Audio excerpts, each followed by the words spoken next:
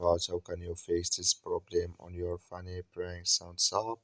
So all you have to do is so you just click here on sounds here or settings. So you click on settings, then it's going to take you to settings list here. Then you go down, just keep going down, then you click here on apps, then come to apps list here, and here you're looking for funny prank sounds app. Then you click here on search, then here at funny prank sounds, click on it.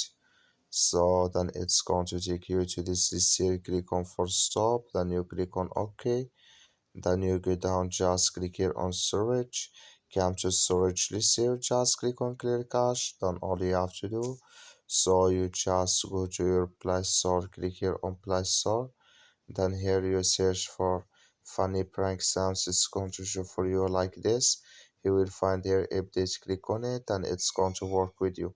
That's all you have to do. Thank you for watching. Don't forget to support us by liking, subscribe.